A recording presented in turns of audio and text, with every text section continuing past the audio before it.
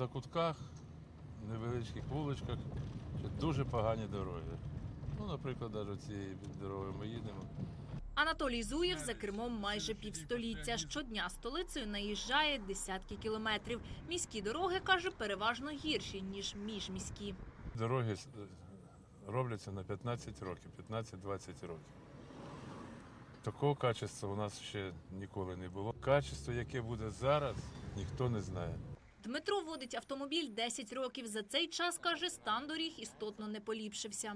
Ті, що нові робляться, вони певний період стають кращими, але їх поступово замінюють. То ті, які раніше зробили, вони погіршуються, про них забувають. Зробили десь новий участок дороги, начебто ви повинні радіти цьому участку дороги, а про інше забувають. То воно плюс-мінус однаково. Ситуація дуже на краще не змінюється. На дороги в проєкті бюджету на наступний рік заклали 150 мільярдів гривень. Цього року надали 126. Планують збудувати понад 4 тисячі кілометрів шляхів.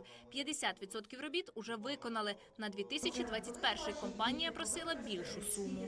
236 мільярдів ми планували витратити на ремонт доріг державного значення. Це біля 6800 кілометрів, також на експлуатацію, також на дороги місцевого значення і також на програму по відновленню мостів. Коли визначали суму, яку планують надати на дороги, враховували пропозиції Міністерства інфраструктури та Укравтодору, каже заступник міністра фінансів Олександр Кава. Але інші галузі також потребують коштів. Додає, на дороги цих грошей повинно вистачити.